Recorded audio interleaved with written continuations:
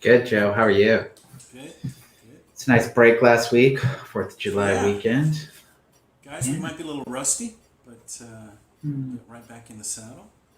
Uh, Welcome once again to Los Angeles Real Estate Reality, uh, the live stream hosted by Darren Hubert and Joe Cloninger over at Urban Hillsides Real Estate. Hopefully, here to give you a little wisdom, a little education, and some good opinion on what's going on here in real estate, especially the emphasis on Northeast LA communities, like where Darren lives, Echo Park, where I live, Silver Lake, and so on. So, Darren, before I get into it, let me get the disclaimer out of the way. Darren Hubert and Joe Cloninger are real estate agents at Keller Williams Los Feliz under the Urban Hillsides brand. All opinions expressed by Urban Hillsides or guests on the video are solely their opinions and do not reflect the opinions of Keller Williams Los Feliz. You should not treat any opinion expressed by Urban Hillsides as a specific inducement to make a particular investment or follow a particular strategy, but only as an expression of Urban Hillsides team's opinions. This video is for informational purposes only. All right. So, Darren, I think we wanted to first stop off on trends and observations with love letters in Sure. Oregon. What's going on there? Well, we talked about them in the past, that they were evaluating them, that they were considering whether they would be accepted or not. And ultimately, they have formally decided that love letters are no longer an acceptable thing to send with an offer, period.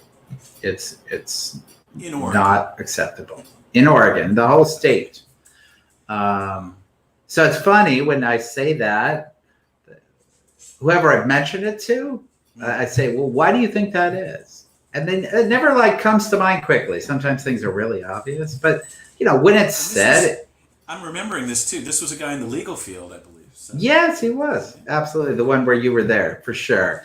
And the thought doesn't come to mind quickly, but as soon as you say it, it makes sense. And that is, it's an opportunity to discriminate, both by, writing a story about who you are and why they should connect with you more than someone else, but also a photo, and what a photo could represent. So I don't know. I don't know what to say. I think it's too far. I think if somebody likes someone, they can choose to sell their own home to them because they like them. I can see how it would go too far. Of course, I can see how it could be discrimination can come up. But man, I'll say this. Real estate transaction is a long process. And if at some point somebody doesn't want to complete it because they've discovered something, it can be a very difficult and long process. So it's a tough one for us coming from this side because we know the pain of it all, the competition, and the level of trying to get that offer approved. Sure, and you're writing letters to try to find a way to connect. And I mean, we could still do them in California. I don't know. Sometimes Oregon's, setting some trends over there. So maybe it becomes a topic of conversation here, but I haven't heard anything serious yet. Yeah. Well, we'll see how long it lasts. All right. Yes. And then you pointed out an article. We're not going to talk about it, but you thought it was super interesting. Do you want to summarize it a bit? And I'll pull it up and put it in the comments for people. Sure. And you guys can look at it. It's from Housing Wire. The question, it's the title of the article is inventory about to get better? And it's pretty comprehensive. Again, they tend to have a lot of good articles on this site, where it talks about why it may not, where the trends are, who's moving, who's not moving, where they're moving, why they're moving. The article, I think often articles can be defined as sexy or really draw you in. They're giving a definitive position on something. And this article isn't. I find it more interesting when they talk about the things that could move something in one direction and give you the things that can move it in a different direction. And then you can and this is the way we present more often than not as well. We don't have crystal balls. We don't know ultimately where it's going. So this article talks about things that could move real estate in different directions, but it did not take a firm position on which direction it's going. So because of that, it's a bit lengthy.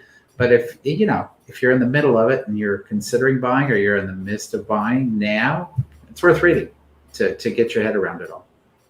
Okay, well, great. And then we were going to move on to a CNN article that we found. Let me just share the screen. Let's see here. So I wrote a sexy title to hopefully draw some people in on the email. Let's see if it really worked. But yeah, should buyers stop looking? Let me pull it up here. And that's a tough one from a couple sides. Let's see here. Yeah. And the title of the article is "Many homebuyers are dropping out of the market." So, right, is that the right move for you, or not?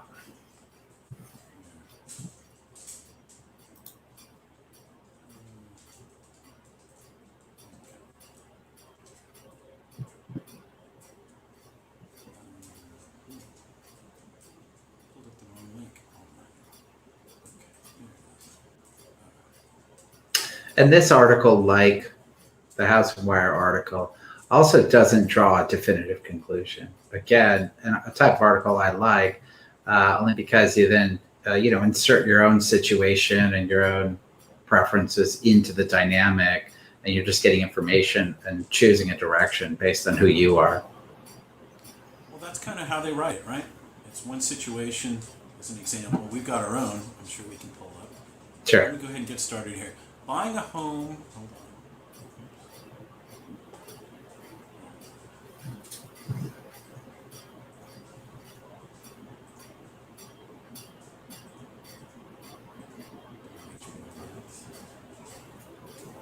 Buying a home of her own became a priority for Kelly Robinson during the pandemic, and she began to feel cramped in her Indianapolis apartment.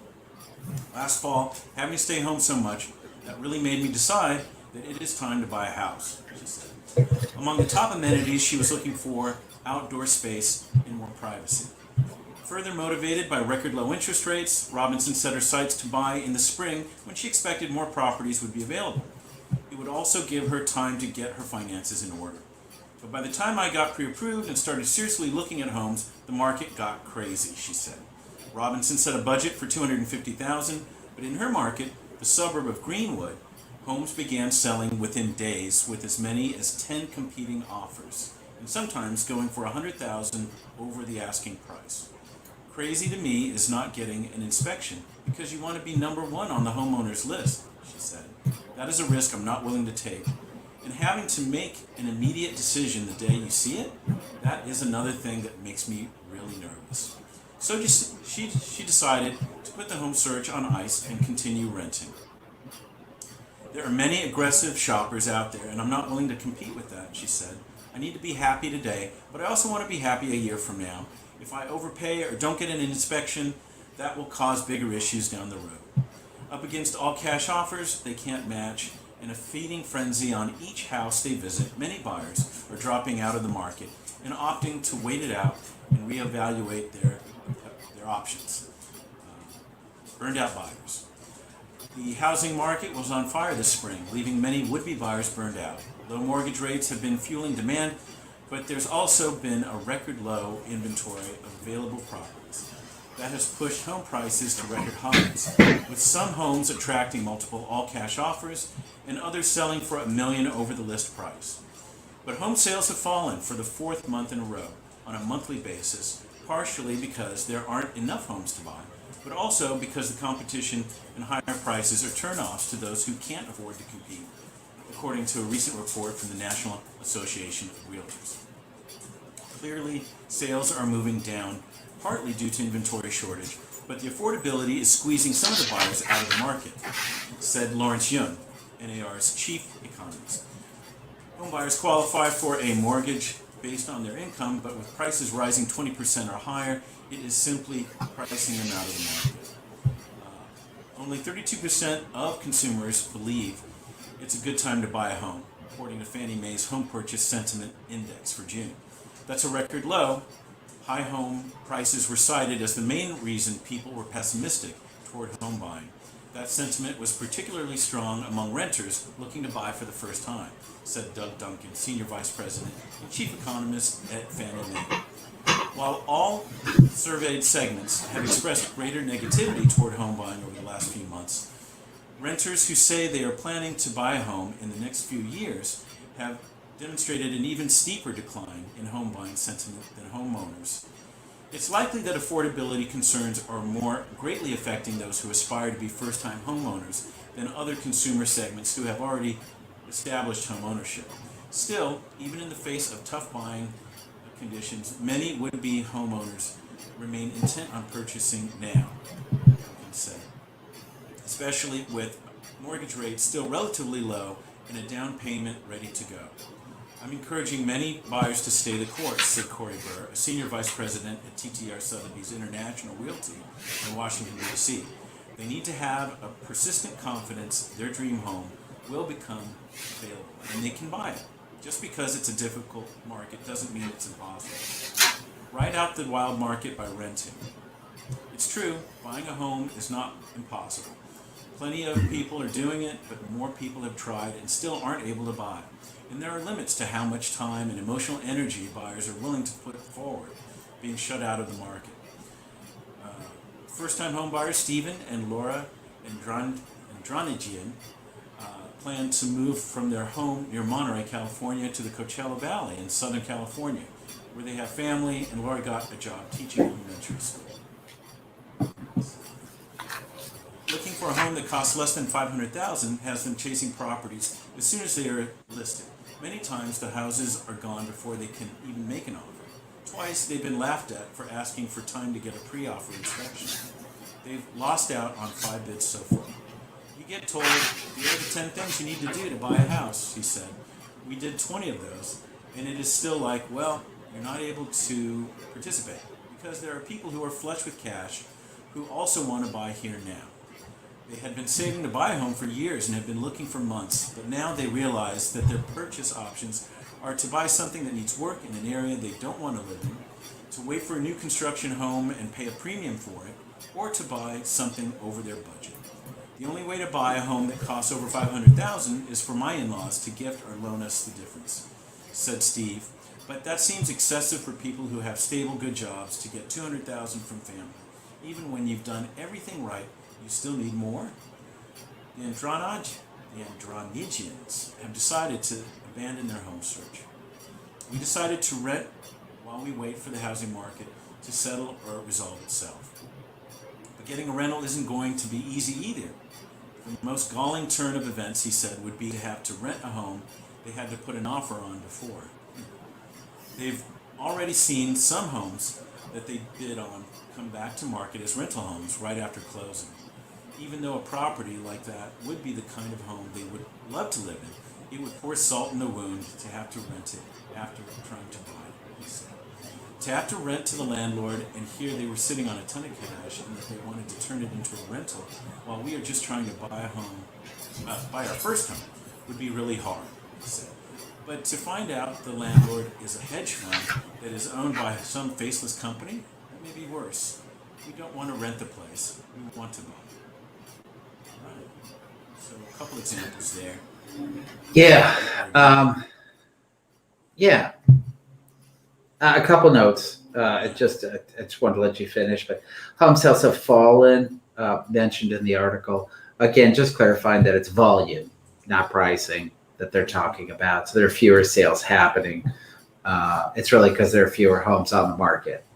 The article that you linked in the comments section, it interestingly does an observation over the past 10 years and how there was a little bit of slowdown, a little bit of stabilizing in 2 cycles. And those 2 cycles specifically related to interest rate adjustments. And the most recent cycle that they cite is 2019, saying that as rates started rising, prices were stabilizing. And we remember that cycle very specifically. We had some properties on the market, and then all of a sudden things weren't moving as fast. But then rates dipped, things started taking off again. It's normal to kind of go through some ups and downs.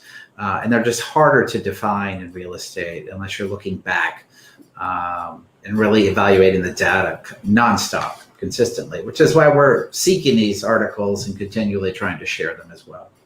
On a side note, just because I like brainstorming about this kind of stuff, that example at the end there of a guy, someone trying to buy a house where an investor bought it. There's a lot of conversation about tax code these days, and my personal belief to help deal with the housing shortage would be, if not permanent, temporary disincentivization for investors to purchase single-family homes, meaning that it would not be as financially lucrative for them. They would either pay more taxes, they wouldn't get all the traditional benefits, and it might free up some of those situations where it is big investment groups buying multiple single-family homes, and they are driving the price up, and they are taking that inventory away from your traditional buyer. Whereas I think multi-units, there should be an incentive for investors to continue to buy those, because there will always be renters. And more often than not, it's always going to be investors. That used to be the more traditional situation. I know that after the housing crisis in 07, 08, there was a whole new model that came about with these big investment groups, and that was to buy up single family homes, much more than they ever had in the past, whereas in the past they strictly held multi-units. Well, so I'm curious with that, and I don't have the answer, but say LA versus middle of Texas, do you think those larger hedge funds are pushing the prices up and buying on the high in a place like LA, or they're looking out in Oklahoma or Texas to find better deals? Do you think they're that aggressive in a place like LA? I believe they're not. I believe they're not now, because the prices are too high for them to find any margin. If you're in the investment world, even in multi-units these days in LA, they talk about, selling your property and buying somewhere else that gives you a substantially better return. Right. But I will say this, if you look back at ownership, you're going to see that between the years of probably 09 and 2013, maybe to 2014, they did purchase a lot, and they own a lot, and they still own it. And that's reduced the availability of inventory for homeowner occupants. Well, if it's any indication, I've even read there's still some hedge funds being newly made for buying more single-family residential homes. Sure. So I'm just saying, for real estate in general, they must know something, and they've got the research to back it up. The tax code is there's a single element in the tax code that you can cite, but there are many, many others. The single element that when you purchase a house, whether it be, when you purchase an investment property of any kind, it could be single family, condo, multi-unit, commercial. What the biggest component of doing that is the depreciation factor, right? Which seems, it is in conflict with reality. So as soon as you buy it, you get to basically depreciate that at the structure, not the land, but the structure, over a period of time. And those are fixed periods of time. So every year they're earning money, they actually get to offset that money with saying, now the structure is worth less. And they depreciate it all the way down to zero. And that it's not reality. The value goes up, not down. But that's why it's so lucrative to own investment homes and multi-units. So, we have a couple clients that are in this situation, right? We've got a couple, she's expecting a little bit more money towards the end of the year, and she decided to opt out for now. So that's one reason. Right. We have somebody on pause. We have somebody pushing through aggressively. And, I like this article because it doesn't say there's an absolute right or wrong way to move forward with this. And it's always difficult from a realtor perspective to to determine how much to push a client. It's a very you talk as openly as you can, as direct as you can. In the end, some clients just grow tired and don't want to deal with all the emotional investment and ultimately the rejection over time. That article described them. You're always reading articles that are describing the constant rejection and why isn't there something more fair? Why isn't this, why does this have to be so hard? And then there's the other client that just, comes to the table like, I'm going to make this happen. I'm not going to be overwhelmed with this process. A common thing that we say to buyers is, look, we want you to be committed to this purchase, but don't get emotionally invested in it. Go as far as you need to, and then try to detach while we go through the submission and counter process. Yeah. And those that are... Right. I was going to say a great example of that is some recent buyers of ours, Jill and Kevin. Yes. And I put it in an email. It was a 1.5-year search for them. But they were pretty zen about it. They knew what was going on. They knew where they were in this market.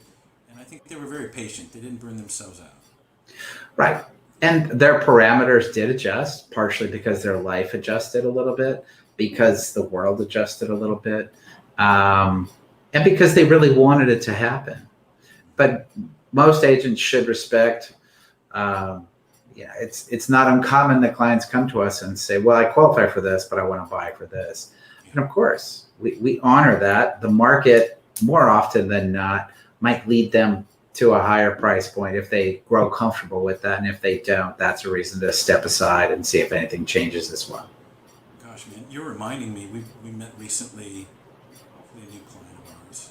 And she gave us the case of an agent, recent past, who was, didn't seem to be servicing as well as he should have. Between what she could actually afford and what it sounded like he was kind of forcing down her. We hope, we had a conversation the other day with someone and we basically laid it out to say that, it's not just, if you're submitting offers, you want to understand the most that you can. And an agent can explain everything about the process on every deal, but the reality is you might absorb 10, 20, 30% of that on the first deal, right? If it doesn't work out. And you go to the next one, and an agent should hone in on continuing to educate you and inform you of why things are or are not working. This client that I'm thinking of definitely wasn't getting that. It was just that I'm putting it out there, I'm being rejected. That's how this article was written with those second people. I don't understand. Well, maybe you don't have a good agent. There really is a difference between good agents and having you understand. It's our job to inform you, give you the information, explain it the best we can so you can make decisions. And then whatever the decision you make for yourself, depending on where you're at in your life and the timing of it all, that's the right decision for you. But without good information, you can't make a good decision. Yeah. All right. I think that's a good way to summarize it. Anything else? No, I think that's it. That's good. So once again, it's a personal decision. Let your agent guide you as best he can or she can. But there's no right or wrong on that one, I think. It's about you. Yeah. Okay. Next, we have Solds coming up. And felt like a bit of a holiday, didn't it, Darren? Yeah. LA is amazing. It really does slow down during holidays. Mm-hmm. It does every holiday. And I think it's different in some areas, but it definitely happens in LA. Like having open houses over holiday weekends are always substantially lower in volume. So, I do have to say, though, it was nice to see some open house signs out on the corners. Right. It's got to give buyers a little more freedom. We had a buyer recently say to us, there are so many conditions just to go look at a house. I feel constrained. And it's true. You couldn't even look at a house unless you were pre-approved. Either had an agent or were willing to provide all your contact info to the agent you're going to see the house with. And there was no getting around that. So open houses opens that door up a bit for everyone. You can start exploring a little more with a little more freedom. All right. Well, 4 more came in since we talked about it. 18 in the last 7 days. Darren, I wanted to start with 4401 Burns Avenue. There it is. And for me, this was I termed a buyer win for a number of reasons. So it seemed like the buyer got a good deal, low list price. Final price was $855,000, $21,500 below. The original list price was $876,500. And my big takeaway from this, let me open up the windows here. Gosh, I am out. Was there was a bit of dual agency on this. So one, it was an out-of-area agent, and it was either brother, sister, or wife and husband. But could have made a little bit more. This is 4401 Burns Avenue. It's a 4-bedroom, 2-bath, good size, 2,000 square feet, and small lot, 3,274 corner. So it looks a little bit bigger.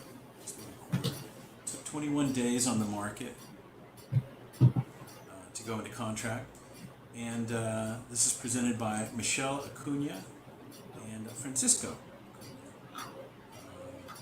So, you know, you can see some of the things that we wouldn't do, or some agents wouldn't do. It's not staged very well. Just we walked in and took pictures. Right. Not a lot of prep to get it ready for sale. Not even, cleaning up too much. Everything looks very busy. But it looks to be in okay condition. Well, I'm looking at the floors. Yeah, I'm looking at some things there. It could look really good. Yeah. They didn't achieve that, so. Yeah, and as you mentioned, good square footage in a neighborhood that's continuing to evolve around LACC, Virgil Village, Hollywood dynamic there. Very close to all the activity. So I agree. My guess, maybe this could have gotten close to $1 million. With prep. Prep and better presentation and local representation, sure. Yeah. All right, so there's that one. The next one, Chester Street. So 5129 Chester Street.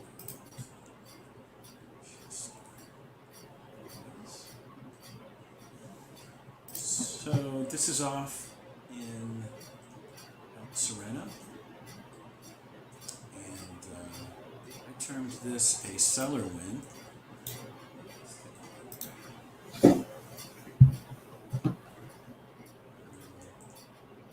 Why seller win? Wow. Wow, 180,000. That's a reason. Wow. That's amazing. I'll go through the stats. 5129 Chester Street, El Sereno. It's a 3-bedroom, 2-bath, 1,347 square feet of living space on a 4,785 square foot lot. Sold finally at $930,000, and it started at a list price of $749,000.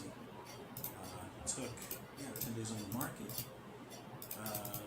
Brought to us by Ellen Phillips at Sotheby's. Yeah, I get it. Photographed well, presented well, staging. Yeah. Gosh, there was only one other thing I would have tried to make a point of doing. I always hate that 1980s, 90s colored stucco. That's the only thing that would have made it look like a green, yellow. What is that?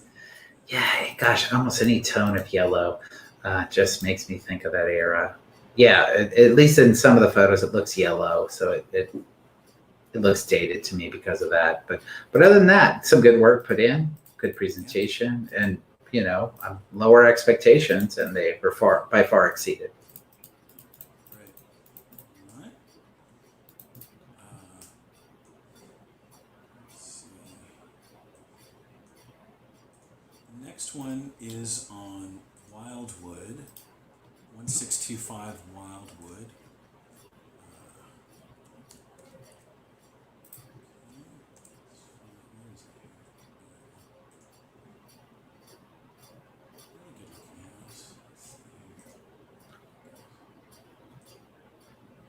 So this is in Eagle Rock.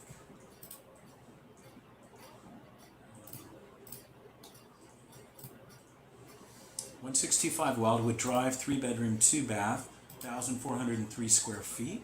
Sold for $1,275,000. It's on a lot size of 7,237 square feet. Took 12 days on the market to go to contract, and its original list price was $1,095,000. So another good jump there. Yeah, nice prep, nice presentation. This one was done very well. Very well. So listing agent Mark Mintz. Yeah. Good job, Mark. And yeah, and it's got a view. Look at that. Yeah, view's fantastic. I think most of the properties on Wildwood there have the same view, and they're just patio living. I know I've written an offer on one that looked very similar to this not too long ago. Maybe it's it, for that matter. Clayton Avenue. So this is in Los Feliz, 4209 Clayton Avenue. Let's see if there it is.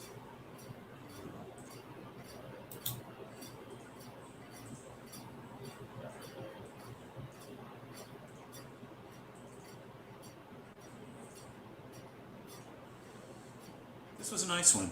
4209 Clayton Avenue, 3-bedroom, 2-bath, 1,467 square feet of living space.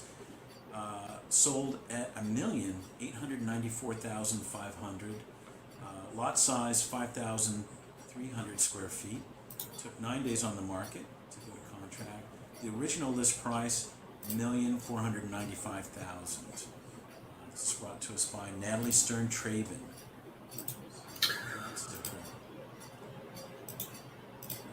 One of the things here, Darren, I noticed was extra bonus space in the back. It looked like a former garage. Yeah, nice finishes. Oh yeah, that looks great. Oh, did you see it? Yeah. Yeah, it's clearly the garage. It's got the garage door opener. It looks huge in the photo. But yeah, open beams. Well So done. what did they get? They got another oddly 400 square feet. Right. 1,467. Yeah, It's almost that has a justified. big impact.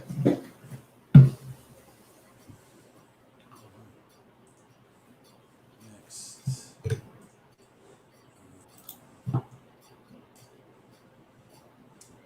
2620 Ivanhill Terrace. Let's take a look at that.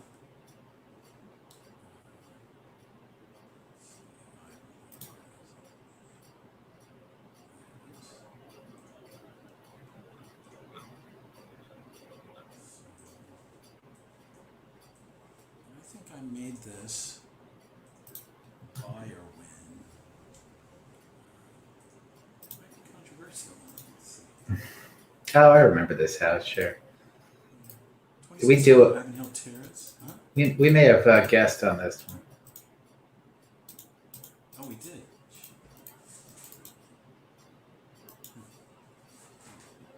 4-bedroom, 4-bath, 2,688 square feet of living space. Yeah, wow. Sold for $2,816,355. So it still sounds like a win to me. But lot size 10,094 square feet. Took 6 days on the market to sell. The original list price was $2,875,000. So that's why I termed it. Yeah, maybe it was a buyer win in a small way. You're in some pretty rarefied air when it comes to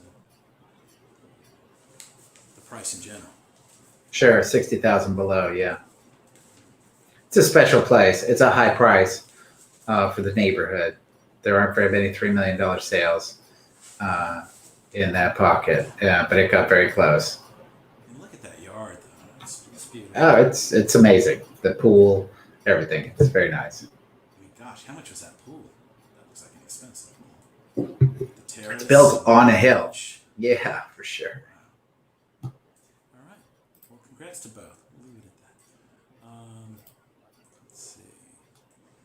All right, and the final for sold is the street that we've sold on, Kodak. It's 912 Kodak. I chose it during just because it's an interesting one. Wanted to get your take on it. So it looks like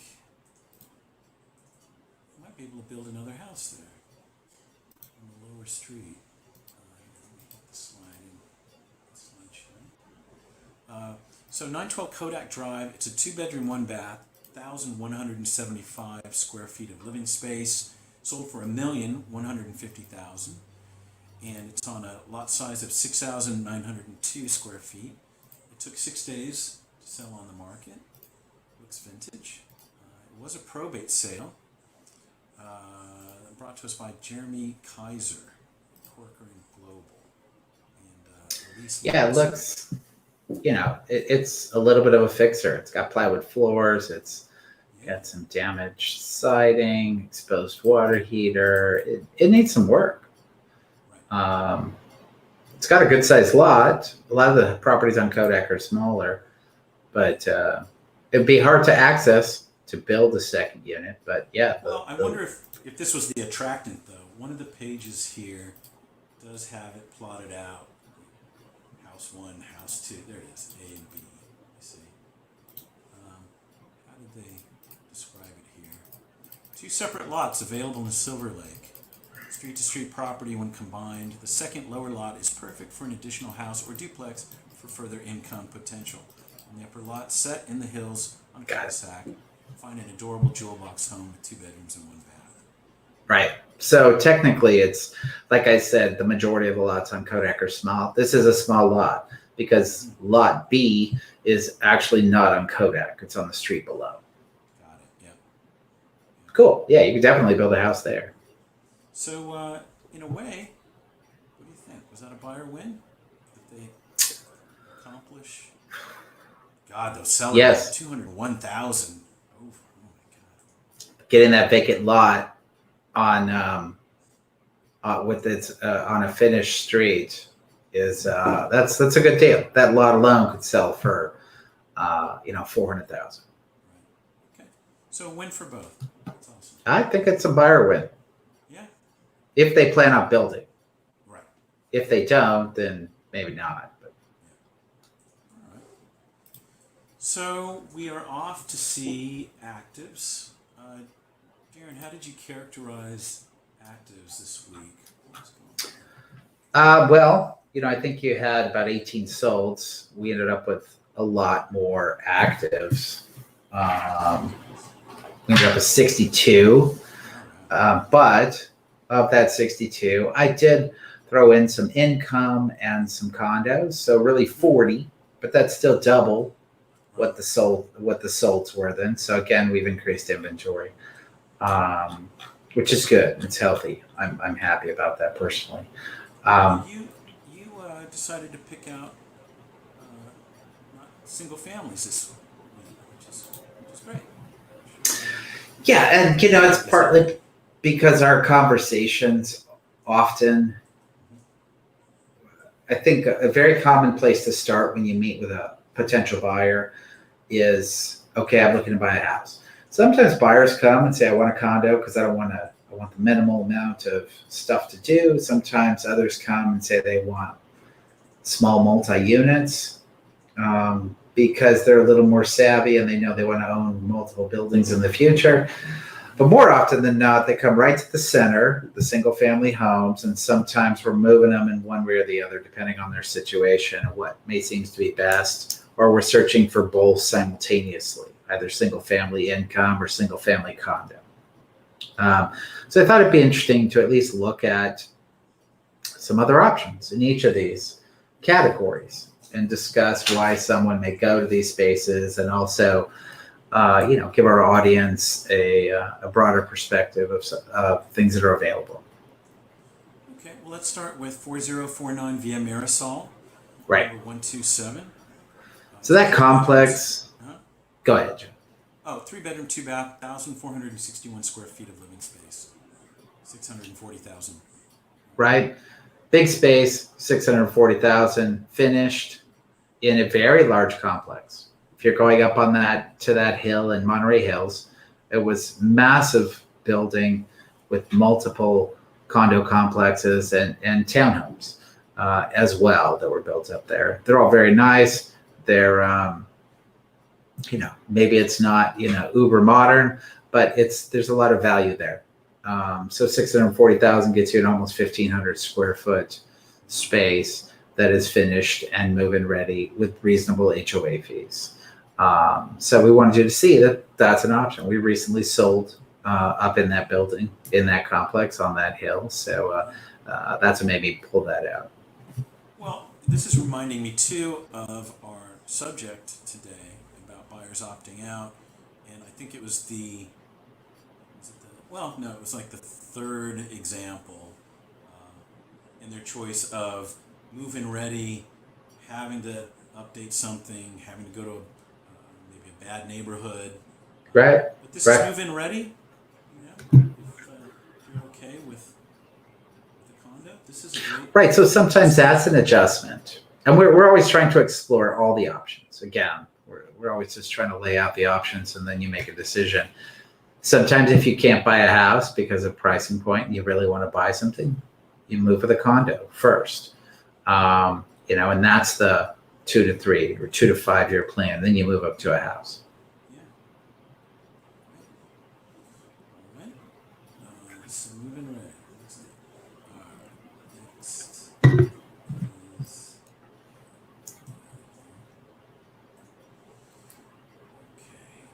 Next one is 5759 Monte Vista, number 14.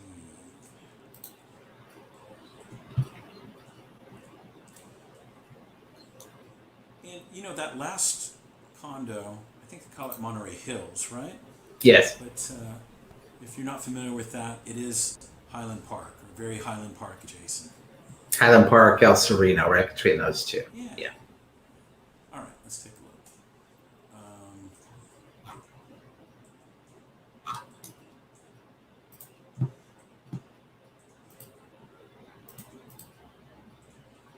So this is 5759 Monte Vista Street, number 14. It's a 2-bedroom, 3-bath. It's 1,181 square feet. It is in Highland Park again. It's listed at $649,000 and HOA fee $425 monthly. It's been on the market for 6 days. Presented by Charlene Hong. Yeah, and this one looks like it's kind of townhome style. It's a smaller complex, only 10 units in the building, but it looks like it has direct access door from the street. This is a great option, particularly when you get into the townhome where you don't have anybody above or below, and you have the direct access. It's another component of feeling like it's a more private space. You have neighbors, but if you're transitioning from an apartment to a townhome, this is awesome. And this is, again, the outside of the building is, sure, it could use some improvements, but the inside of the unit is finished, move-in ready. That entrance isn't huge, though. All right, so another good option. I think you said it well too, right there, man. Like if you're coming from an apartment situation, do this. You don't need to. And then that leads me into the other transition that could also be easy. If you don't want to buy a townhome, if you are coming from an apartment situation, and you choose to buy, what we tend to focus on are more owner-occupant multi-units. 2 to 4 units, more often than not. Duplex to a fourplex. where there's an owner occupant. And that's certainly an easy transition as well, again, because you're coming from an apartment environment to move into a multi-unit situation where now you're the owner, and the tenants are helping you pay for the mortgage and help build equity so you can more easily transition into a home down the line. This looks very nice. 1211 Isabel Street. It's 2 units, total of 1,100 square feet. The lot size is 5,639 square feet. Listed at 899,000, and it's in Mount Washington. So, This is super nice. This is the ideal situation where you have 2 completely separate structures. So you have no commonality. 3 days on the market. Again, move-in ready. Yep. That's awesome. Yeah, and the price is fantastic for this. Mm-hmm. And it looks like it's going to be delivered vacant. Let me see here. Yeah. So this is remodeled and prepped for sale. That's one of the biggest things you need to look for when you're buying units. They're estimating the rent at $3,200 and $1,600. There's a 3-bedroom, 2-bath, and a studio. And I've seen people do this. I've seen people buy units like this, and maybe you could only afford. And I'm not exaggerating on this at all. Maybe you could only afford a $600,000 property, and you can buy this. This is what a lot of people don't understand when they qualify. When you buy units, they add the income for qualifying components. So if you could buy a $600,000 property, you're living in a small space, you could buy this. And if you're willing to make the sacrifice, live in the studio and collect the $3,200 in rent from the 3-bedroom, 2-bath for a while until you earn some more money and move into the front, or just move on to buy a house down the line. It's a great plan. Yeah.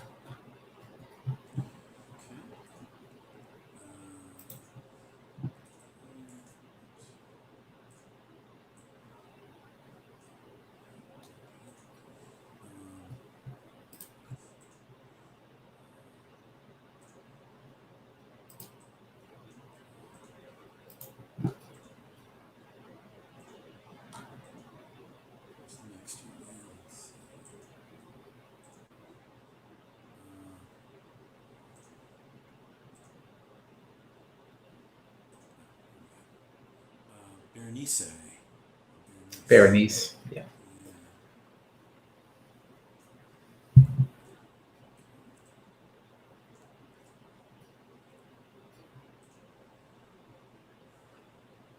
Got it. So we can roll through this, although I just saw a note in private remarks, and I'll just kind of let you know how working with, an agent who's going to cover all these details will help make your life a little easier.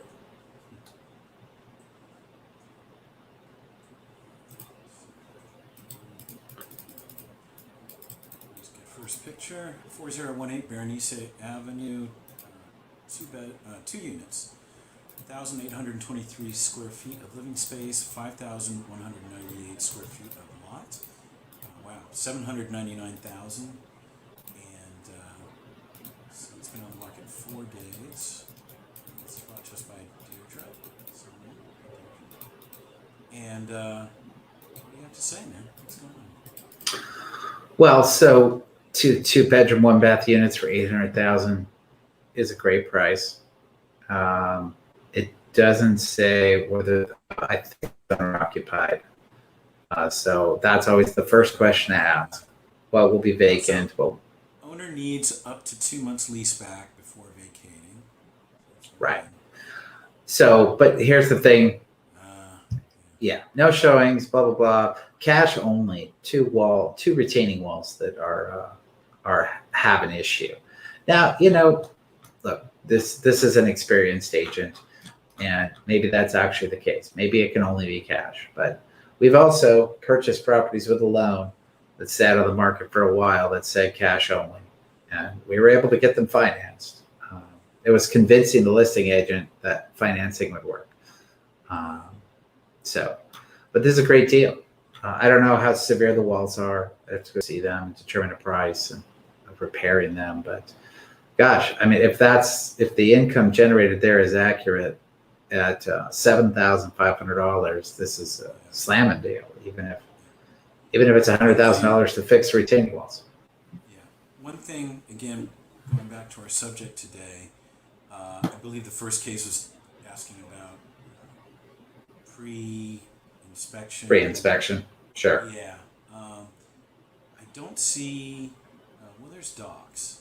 So maybe this agent, now that's offer guidelines. Sometimes they will give you additional information to consider a property. And that would certainly be the case a lot of times with something like this. Wouldn't you say, Darren? Sorry, Joe. They'll give you time to pre-inspect. Yes. Yeah, if there's a retaining wall issue, maybe they offer some sort of inspection they've done. Right. They'll give you a report or give you the time to look through it.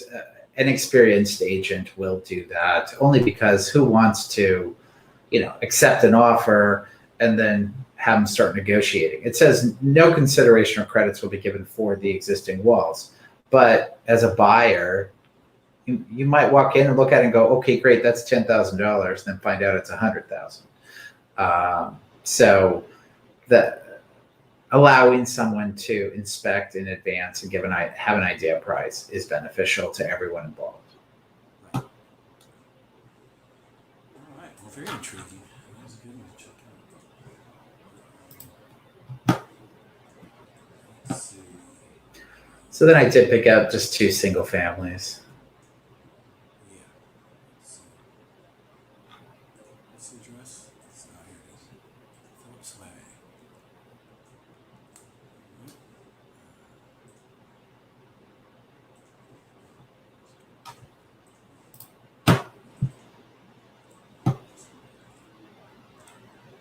Now, what was it about this one? I like this street. I really do. I've always liked this street. And I like the architecture on the house. It's a good size house. Yeah.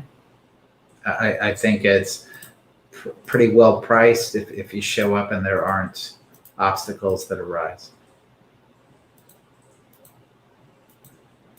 All right, 1857 Phillips Way. It's a 4-bedroom, 2-bath. It's 2,033 square feet. $1,199,000. It's indicating it went down in price. This is in Highland Park. There is an open house. 7/12. 6 to 8. There's on market 4, and brought to us by Mark Duncan. And David Robles. Yep. Beautiful property. Let's see. Spacious hilltop. Yeah, it's got a lot of great words. Spacious hilltop, mid-century. Yes. Yeah. The mid-century part of it is nice. Yeah, that's it. I'll draw them all in. 4 outdoor decks. Nature lover's backyard. Wow, this is gonna go. I mean, it is deck living. I think it's got a lower level. Maybe you can access, but it's a steeper hill, so the deck living has to work for you on the outside space. All right, and let's go to the next one. Monterey Road, 3900. So I chose this one again just to show some value in that Monterey Hills area. That pocket between El Sereno. It used to be that Monterey Hills was a slightly lower price point from Highland Park, and that price decline continued as you made your way into El Sereno. El Sereno's bumped up a lot, and now Monterey Hills is a little bit of an island where it's a little more affordable, and both sides, El Sereno and Highland Park, are higher in price. Here it is, 3900 Monterey Road. It's a 3-bedroom, 2-bath, 1,279 square feet, 749,000. Good deal. 7,176 square feet of lot, and it's been on the market for 6 days, and brought to us by Charlene Huang. Let's see, what does it say? for mid-century modern. Bedroom home, also rented. Boasts a modern open floor plan with living and dining area with plenty of natural light. Laundry inside. I think just because something's built in the mid-century doesn't make it a mid-century home, which this is not. Yeah, they looked at 1956 year built. Yeah. All right. Anything else about this one? No, it's just a finished house at a reasonable price in an area for people to consider if they're looking in Northeast. Yeah. All right. Well, great. Let me close out of here and put it all back. Let's see. There we go. All right. Well, dear Nair, any parting shots? I'm trying to think of something. Gosh, a little bit of stabilizing in the market. That's really about it. Stabilizing in the economy, a little more every day. Yeah. Overall, very curious to see what happens with the labor market. That's going to be a big factor in what happens with housing going forward. I read a good article. I should remember the name. It was some mid-sized company in the middle of the country somewhere, and somebody was complaining about labor shortage, and he's like, there's no labor shortage if you pay people well. He says, I have no problem hiring people. So that's something for employers to think about. Well, I don't know if it was the same guy, but I think it was either a McDonald's or it was some fast food story, and the owner said it's worked for him and his profits are up and he's got happier employees and Sure. it seems to work for him. So, Yep. one thing I did want to remind everyone, and it just started for us, but we do have an Urban Hillsides community project that we call Art Unite. And Art Unite has been around for 2 years. We're working on our third. And it's, of course, going to a good cause. It's a benefit for Central City Action Committee in Echo Park. And it is an art auction online. It's also an event. So it'll be live and online. And we announced the dates, Darren, November 17th and 18th. So Nice. a couple people we're trying to reach out to. Obviously, if you're an artist, reach out, go to artunite.org, and you can see how to get involved. It's very fair. You can donate complete 100% of a winning bid of your art, or we're happy to go 50-50 as well. And for audience, please come to the event. If you know artists, let them know about it. We're going to be banging the pans for about, 125 days. So you'll get used to this. We'd love to see you there. And we'll have more details as we move through. So Yeah. I think that's it. Cool. All right. Guys, have a good week. Take care. Bye. Bye now.